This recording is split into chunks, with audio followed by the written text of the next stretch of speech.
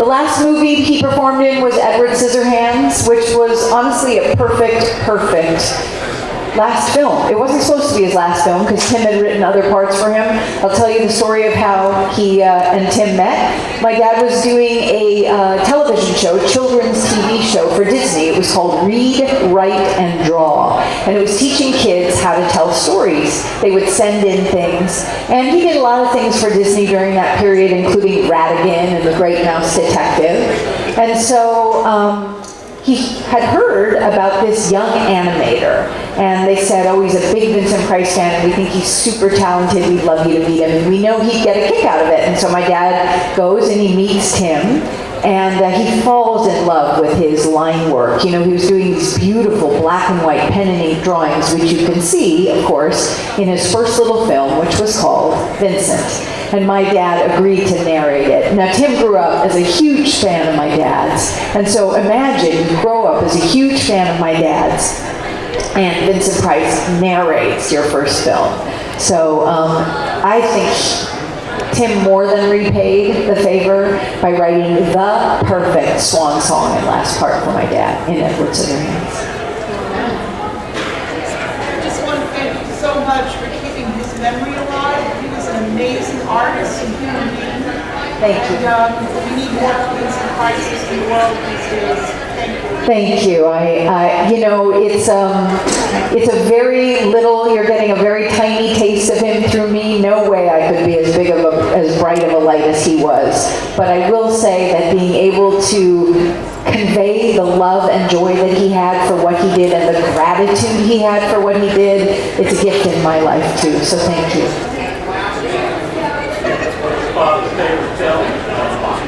So it's an interesting thing, right? You have a 65-year career. How do you pick one favorite film? 3 weeks ago, I was in Portland at a film festival with Roger Corman. And they said, will you do a Q&A with Roger Corman? And I'm like, no. I was like 3 when all those movies were made. What on earth would I have to say? They're going to ask a question. I'm going to be like, Roger. So I said, how about this? I will ask Roger the questions, and then I'll moderate for the audience questions. So I took advantage, and I said, I've always heard that my dad's favorite of the Poe films was Tomb of Lygia. And Roger said he thought Tomb of Lygia and House of Usher were his 2 favorites of the Poe films. So that's from Roger Corman and a couple of other people. I feel good about that. I know that 2 of the most important movies, 3, Laura in the 1940s, classic film noir, Dragonwyck, because it's kind of the precursor to all the Poe films, and it was the first real starring movie role that he had. And I would say probably Theater of Blood was really important to him. But there is a movie, and I've been tracking it down because it's not out, and I found a copy of it in Des Moines, Iowa, of all places. And it is called The Eve of St. Mark. And it was written by Sherwood Anderson, and it's a very poetic movie about war buddies in the war. And my dad, that is the movie about which he spoke the most fondly. So the film curator at the Museum of Modern Art and I are working on trying to do something so people can see that film. So it was a long-winded answer, but it gives you a lot to think about. Sure. Your dad probably had some very enthusiastic fans. Do you have any stories about interactions with those types? Sure. Okay, so first of all, my dad loved his fans. When he was in his very first play, which was with Helen Hayes on Broadway, Helen Hayes said to him, never forget that an actor is a public servant. I think they left that page out of the current actor's manual, because I don't know that a lot of actors know that. But honestly, think about it. If you're an actor and you don't have an audience, you're probably not acting, at least for money. And my dad understood that it was a gift to be able to be an actor. He never refused an autograph. He always wrote back long letters to people. He said, if you asked him for an autograph, it came back. He sent things to people. He corresponded regularly with postcards. So that sometimes created problems because there would be long lines. One time we were in Yale, and he'd gone to Yale, and they did a film festival for him, and somebody saw him sitting in a restaurant through a plate glass window, and somebody came in, and then another person came in, and pretty soon there were like 40 people in a line going out the door. My dad never said, I'm hungry. I don't do that. I'm like, I'm hungry. But, you know, I feel like he just understood that what brought him the most joy about being an actor was his connection with people. Even on the screen, you sense that he's acting for you, not for posterity or to be an actor, you know? And then I'll tell you my personal traumatic story. So my personal traumatic story is I grew up knowing that if somebody asked for an autograph, I stood and politely waited. That was what my dad did. So my dad and I loved to ride roller coasters together. And that's what we called them, roller coasters. We went to amusement parks. So for my 12th birthday, he said to me, we're going to go to Magic Mountain in California together. I was like, oh, cool. And as we're driving there, he said, I got the best birthday present for you. Today, because it's your birthday, I'm not going to sign any autographs. And I was like, oh, okay. So, of course, we walk in. He's 6'4". He's completely recognizable, and he speaks, and everybody hears it, right? So pretty soon, there's the usual long line of people asking for his autograph. And my dad says, oh, I'm sorry, normally I sign autographs, but today is my darling daughter's birthday, and I won't be signing today. Every child in California hated me. Finally, like about, an hour later, I'm like, Dad, sign the damn autographs. I can't take it. It's like too traumatic. So that was my worst autograph trauma. Oh, and people would send fun things, and I would use them as school props. One time we got these awesome, like, Wolfman hands that someone had sent. Those were like in every play at my school for a year. It didn't matter what the play was about. There were the Wolfman hands.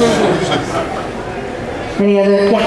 In addition to his gift as an actor, you had television. Where did that come from? What motivated him to write cookbooks? A bit of a renaissance there. Absolutely. So my dad and cookbooks. Kind of a cool story. My great-grandfather, the first Vincent Price, invented baking powder. He ended up being the first person to patent extracts of vanilla breakfast cereals. He wrote 4 cookbooks, and when he died, the Chicago Tribune called him America's housewife's best friend. He was a household name. Dr. Vincent Clarence Price, right? His youngest son became the head of the National Candy Company and the head of the National Candy Makers Association.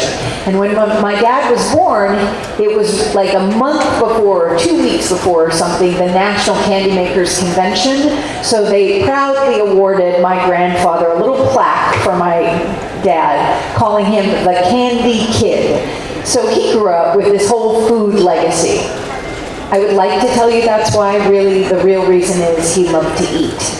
He just liked to eat. He was 6'4", he loved to eat, and he had this absolutely adventurous, I'll try anything. So if he loved something, he would go up to a chef. It couldn't have been the most famous chef in the world. He'd say, oh my God, I loved your whatever, rigatoni. Could I have the recipe? Now, these days, that would never happen. But my dad could honestly charm, snake oil out of a snake oil salesman. I mean, he could charm anything. And they'd hand him the recipe. He'd go home, and he and my mother would practice making it. And that's where the first cookbook came from. And when that cookbook came out, it sold 360,000 copies. It was a big, big deal, this cookbook. And so then people wanted him on all the talk shows. So he really decided, I better learn how to become a really good cook. So the way he learned how to cook really well is he would cook things over and over and over again. I ate ratatouille so many times in my childhood, I couldn't even watch the movie. It was bad. And when I was like 21, he decided, I'm going to perfect creme brulee. I gained like 20 pounds in a week. Because, he was that generation from the Depression. You had to eat the whole thing. And he didn't make like nice little ramekins of it. Pyrex vats of creme brulee. He was like, we have to eat this. But he basically became a cook because he loved to eat. And then he realized that he felt America was kind of behind in the culinary arts. Sorry. That's not your toy. He felt America was behind in the culinary arts, and so he became the first spokesman for the American Food and Wine Association. He became the spokesman for the American Dairy Association, and it was really a passion. So, yeah. Do you have any stories about being egghead on Batman? Yeah, egghead on Batman. Someone will tell me when I have to shut up, right? Okay.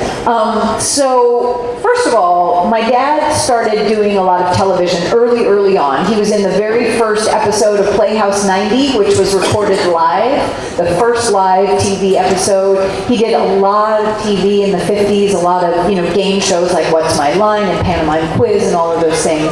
I was born in 1962, and my dad thought, oh my God, I'm 51 years old. I don't want her friends to think I'm some old guy. And so he began doing a lot more television so that young people would continue to know who he was. And my friends, we watched telly, right? So I saw him all the time. I could see my dad on Daktari or Mod Squad or Get Smart. Well, Batman was the show everyone wanted to be on. Everybody wanted to be on Batman. You wanted to be a villain on Batman. So, he was a perfect choice to be a villain on Batman.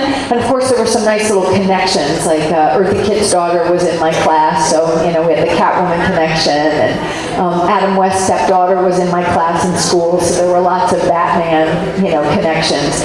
But he just wanted to do things that kids liked. Because there was just nothing worse for my dad than the idea of becoming some tedious, boring old person who was out of touch with what kids liked. And somebody just shared with me this morning, a story of hearing my dad on a talk show and somebody saying, why do you do all these TV shows? Or why do you do these horror movies? And my dad's saying, are you kidding me?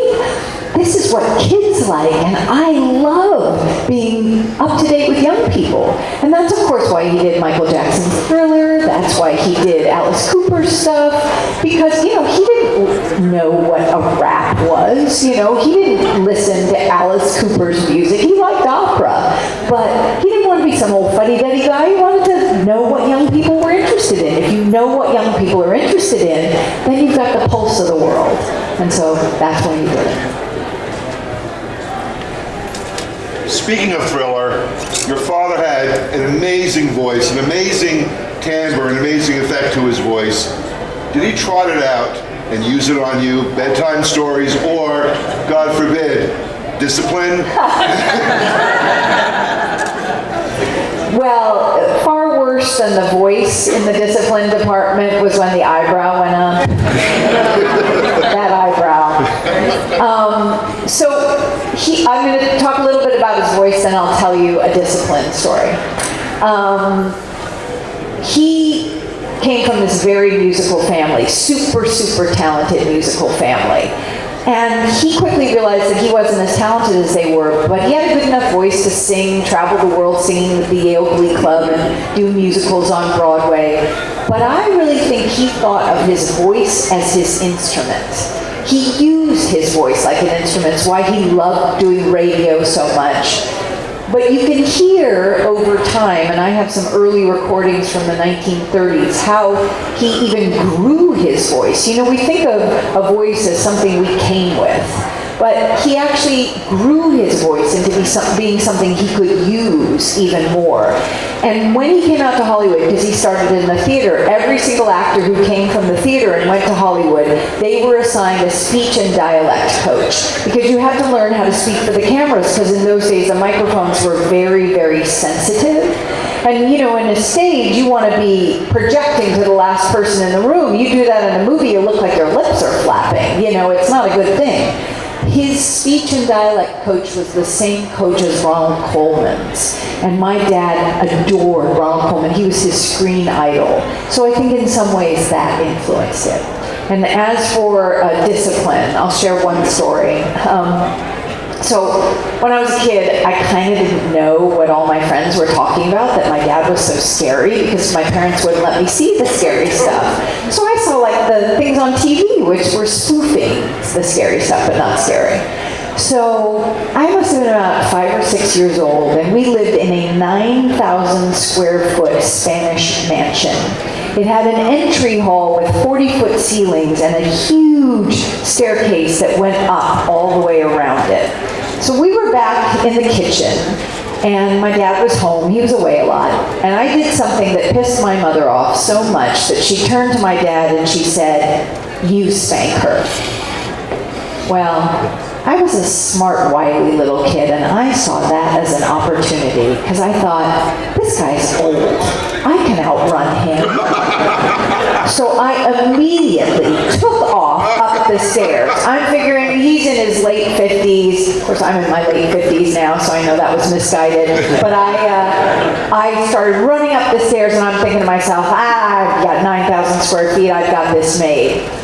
What the childhood logic missed was that somebody with 6'4" legs against a 6-year-old, it's no match. So anyway, I get up the stairs and I start running down this long, dark hall that's in the upstairs. And I'm running and it's like a movie nightmare. I feel like the hall is going on forever. And I turn around behind me and I see Vincent Price chasing me. And I'm like, that's what they're talking about. It's terrifying. I get out to this big round this big square staircase that goes all the way around. And by the time we get to like the third landing down, he catches me. But he is laughing so hard that he can hardly breathe, and he kind of perfunctorily turns me over on his lap, gives me a spanking. He picks me up, he puts me on the step next to him, and he said, "Let's talk about how to never have that happen again." And then he said, "Now about dealing with your mother, how can we not piss her off?" I think he said that in 1960s language, but that was the gist of it, and I'll never forget that. Thank you. Any other? Yeah. Yes, I'd like to ask you, before your father played the legendary role of Frankenstein, I understand that Bela Lugosi was offered that role first. I'd like to shed some light on that. And also, I'd like to know, did he have a friendship with Bela Lugosi? Did they have any... So I think you're going to have to wait till 2:45 to answer that question. You know, my dad was Vincent Price, not Boris Karloff, but Sarah will answer the question for you. But what I will tell you is that my dad was often mistaken for other people, and people would say, "Oh, Mr. Karloff, oh, Mr. Lugosi, can I have your autograph?" My dad never, ever corrected them. He would always say, "Sure, what's your name?" "Pete." "Okay, Pete." And then he would sign, "All my best, Boris Karloff." And there's this great, great story about my dad being out to dinner in London with Alan Bates and a group of people. And this woman comes over and she's like, "Oh, Mr. Price, can I have your autograph?" And I think he was just in a sort of mischievous mood. So he said, "Certainly." And he takes the piece of paper, and where everyone can see, he says to Sally, or whatever her name was, "All my best, Dolores Del Rio."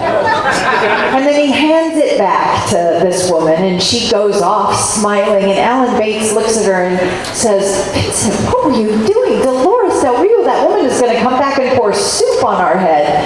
And my dad turned to Alan Bates and he said, "Before Dolores Del Rio died, she said, never let them forget me. So now I always sign Dolores Del Rio."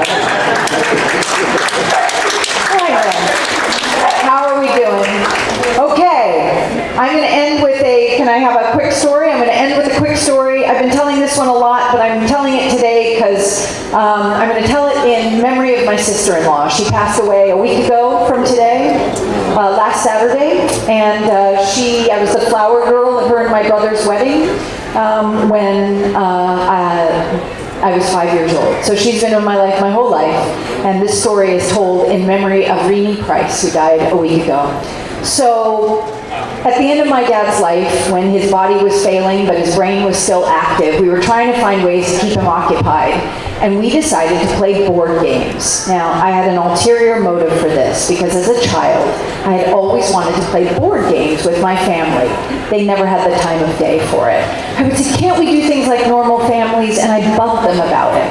They were like, "No, we go to museums, we travel, we eat gourmet food." I'm like, "I want to play Monopoly." So one year for Christmas, I was presented with a board game in wrapping paper, and I unwrapped it thinking, "Oh, we're going to spend Christmas like normal people playing Monopoly." And I open it, And the board game is Masterpiece. Guessing the art auction prices of fine works of art. I'm like, really? So we start playing, they show you the fine work of art, you're supposed to guess the auction price. I'm like 9, I'm like $300 for a Van Gogh, I don't know. Everybody writes down their guess, the person closest to the price moves it along. So my dad studiously writes this thing along, so excited to be fulfilling my childhood wish. It was a Van Gogh. When we get the actual price, my dad says, "That is incorrect. It sold 2 weeks ago at auction for $2.1 million. This is a stupid game. We're not playing." That was the end of the board games.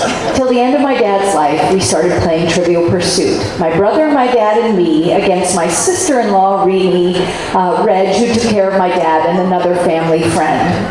So, the really fun part about playing was, first of all, that my brother and I didn't have to do anything because my dad answered every question. And we won every single game. Now, why this was so satisfying is because my sister-in-law was super competitive. And she was like, seriously, I can't beat you in one game? Very end of my dad's life, last thing we did together as a family, we laid the Trivial Pursuit game out on the bed and we started to play. This time my dad was ill and he was on morphine. And we said, "Are you sure you want us to play?" He said, "No, and if I fall asleep, keep playing." So about halfway through the game, he falls asleep and we all look at each other and we're like, okay, we'll keep playing.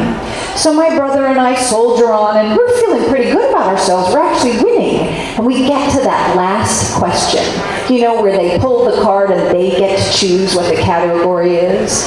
So my sister-in-law, she's like, oh, finally. She pulls the card and her eyes get this big and she says, "Science and nature. What does a man have more than 2 of if he is polyorchid?" My brother and I are like, we have no idea. And the irony is that right behind the bedroom wall is my dad's collection of 100 orchids. He grew orchids. We knew he would know the answer, but we're bravely trying to find the answer and we don't know. So finally, we just about to hand the card back and admit defeat, and my sister-in-law is over the moon when we feel the bed stir. And we look at my dad and we're like, oh, but his eyes are still shut. So we think, okay, we'll just buy a little more time, but nothing. So finally, we're literally, here's the card, and we really feel the bed move. We all look over at my dad, and with like the last ounce of his strength, he is hoisting himself up onto both elbows, and he croaks out one word, balls. And we won the game. Thank you guys.